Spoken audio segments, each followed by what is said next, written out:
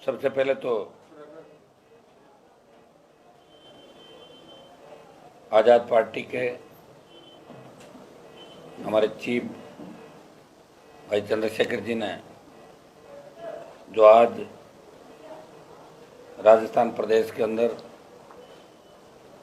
प्रदेश का नौजवान किसान जिस तकलीफ के दौर से गुजर रहा था और आवश्यकता थी कांग्रेस और भारतीय जनता पार्टी को रोकने के लिए मजबूत विकल्प की, तीसरी ताकत की। और आज इन्होंने राष्ट्रीय लोकतांत्रिक पार्टी, जो लंबे समय से हम दोनों के बीच बात चल रही थी, आज गठबंधन की अंतिम मोहर लगाई।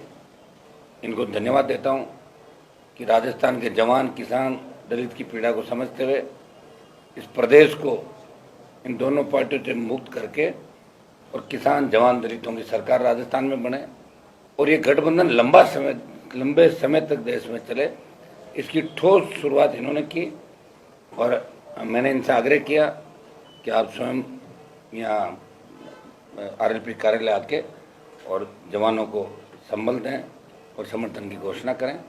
मैं इनको धन्यवाद देता हूँ और हम मिलके राजस्थान में चुनाव लड़ेंगे और मजबूती से राजस्थान का जवान इस बार, जिस तरह पिछली बार 80 लाख वोट कांग्रेस बीजेपी के खिलाफ राजस्थान के अंदर आए थे, जिस तरह का माहौल राजस्थान में रहा, भ्रष्टाचार, पेपर लीक की घटनाएं थे, बजरी माफिया का आतंक, दलितों पर अत्याचार, किसान आत्महत्याएं, नशे की बढ़ती प्रवृत्ति, इस सब में कहीं कहीं राजस्थान का युवा और किसान बदलाव की तस्वीर देखना चाहता है, उम्मीद रखता है वो। लेकिन कांग्रेस और भारतीय जनता पार्टी जो लंबे समय से शासन के अंदर है, धन बल, बाहुबल और सत्ता के बल के आधार पे वो सच्चाई को कुचलने का प्रयास कर रहे हैं। ऐसे समय में नौजवानों को संगठित होने की आवश्यकता है। नौजवान उम्मीद भी कर रहा था लंबे समय से, ये एक जो राजस्थान लंबे समय चाह रहा था यहाँ बदलाव हो। आज बदलाव की इस कड़ी के अंदर चंद्रशेखर जी को धन्यवाद दूंगा कि इन्होंने हमारी बात को रखा, हमारे आग्रह पे गठबंधन की पहल की। और मैं इनको विश्वास दिलाता हूं कि ये जो मिलकर हम लड़ाई लड़ रहे हैं, इसके परिणाम 24 के अंदर भी अलग होंगे देश के अंदर, और 23 में राजस्थान की जंग हम मिलके जीतेंगे। इतना विश्वास आपको दिलाता हूं कि हम परिवार की तरह मिलकर राजस्थान के अंदर लड़ेंगे। धन्यवाद।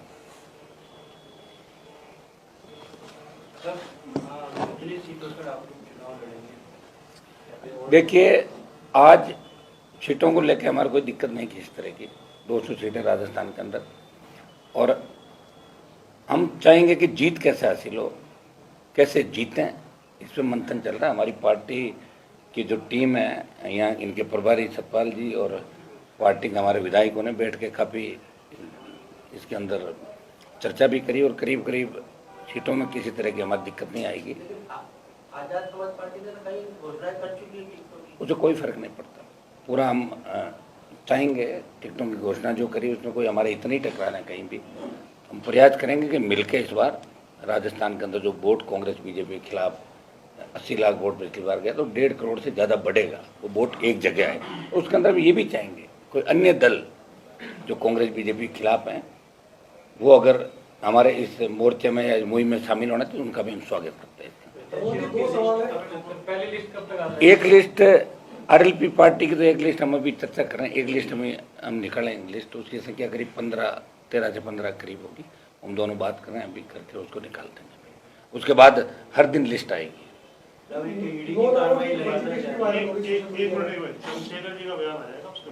हाँ, एक बार। सम्मानित मीडिया के साथियों, आप सब बहुत शॉर्ट नोटिस पे और यहाँ के बड़े नेता हनुमान बेनीवाल जी के आग्रह पे यहाँ बहुत शॉर्ट नोटिस पे पहुँचे, इसके लिए मैं आपका धन्यवाद करता हूँ। ये अलायंस आज का अलायंस नहीं है, ये अलायंस बहुत दिन पहले डॉक्टर बाबा साहब अम्बेडकर, सर छोटू राम जी के नेतृत्व में हुआ कि किसान, कमज़ोर, नौजवान, महिला, उनके हकों की आवाज़, उनकी लड़ाई को लड़ा जाए। अब लोकतांत्रिक स्थिति में हनुमान जी बेनीवाल लंबे समय से इस क्षेत्र को की समस्याओं को लड़ रहे हैं और कहीं कोई ऐसा मौका नहीं जहाँ बीजेपी कांग्रेस के लोग तमाशबीन बने हुए थे जनता के हितों के लिए, वो लड़ाई को मैदान में लड़ रहे थे। इसके लिए वो धन्यवाद के भी, और उनकी पूरी टीम, हम उनका दिल की गहराई धन्यवाद करते हैं कि वो इस लड़ाई को लड़ रहे थे। अब ये लड़ाई क्योंकि इलेक्शन का दौर आ गया और आगे बढ़े, ऐसे व्यक्ति को जो बिना स्वार्थ जनता की लड़ाई लड़ रहे थे, ऐसे लोगों को आगे बढ़ के मौका मिले नेतृत्व करने का, इसकी जिम्मेदारी भी जनता के ऊपर है। पिछली बार 80 लाख से ज़्यादा वोट भारतीय जनता पार्टी और कांग्रेस के खिलाफ जनता ने दिया।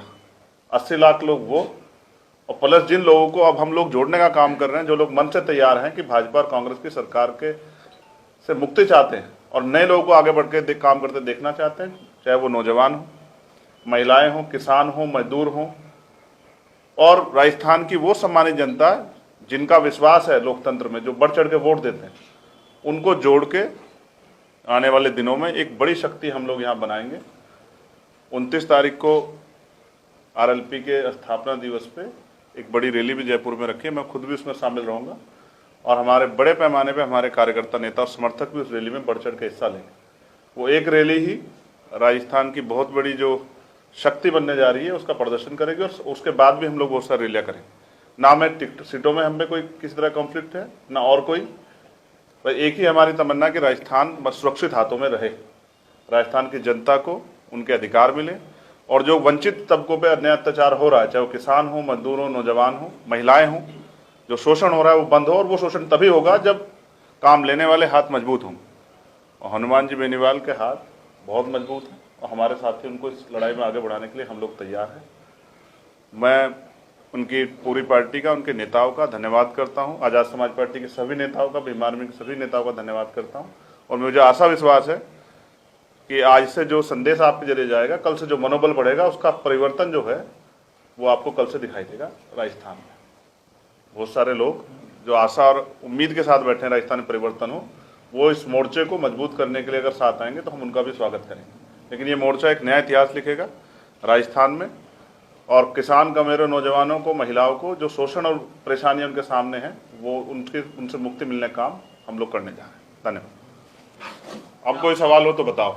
आने वाले समय में हनुमान और रावण एक साथ यहाँ पर मतलब दिखेंगे चुनाव? इस पे मुकदमा हो जाता है गलत शब्द कहने पे। तो हनुमान जी बेनीवाल खुद से इतने मजबूत हैं, जिन्होंने हमेशा साबित किया, और वो लड़ते हुए जाति धर्म नहीं देखते। इससे मैं उनकी बहुत प्रशंसा करता हूँ, और हमारे साथियों का भी ये मन था कि ये लड़ाई, अब जो लड़ाई वो अलग अलग लड़ रहे थे, अब मिलकर लड़े कि वोट में बंटवारा ना हो। तो जो बटा हुआ वोट है आप देखना, वो इकट्ठा होके इस अलायंस को मिलेगा। और एक मैंने फिर कहा कि इस बार चीफ मिनिस्टर ये अलायंस ही तय करेगा, और चीफ मिनिस्टर आपके बीच में बैठा हुआ, इसका बहुत जल्द जो है, जब जनता वोट करेगी आपको पता लग जाएगा। दलित वोटों को कुछ प्रभाव पड़ेगा, हनुमान जी बेनीवाल को मिलेगा फायदा? वो उनको उनमें उम्मीद देख रहे हैं भविष्य की, आपके हिसाब से? और हम उनके साथ खड़े हैं।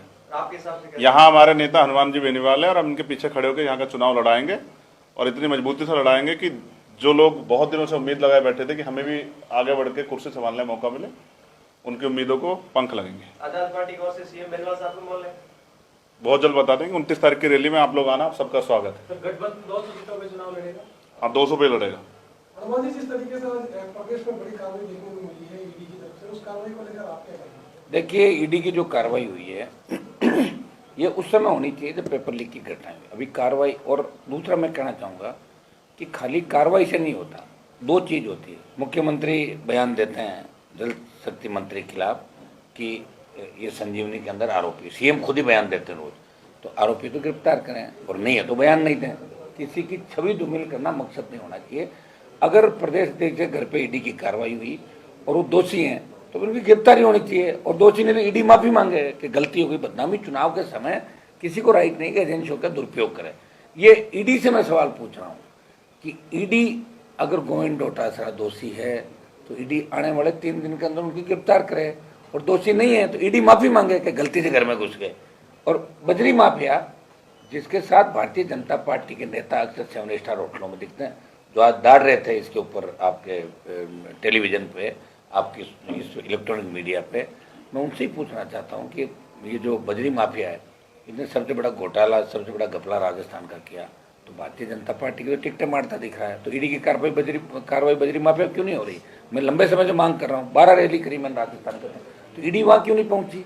और ये पेपर लीक की जो घटनाएं हुई, इसको लेकर लोकसभा के अंदर में हमने मामले उठाए, प्रदेश की सड़कों पर आरएलपी ने संघर्ष किया, ईडी की कार्रवाई की हमने मांग करी, सीबीआई की कार्रवाई की मांग करी, लेकिन ईडी की कार्रवाई का मतलब ही नहीं कि ईडी छापा मारे और चली जाए, अखबार में छप जाए, या टीवी पर आप दिखा दो ईडी की कार्रवाई हुई।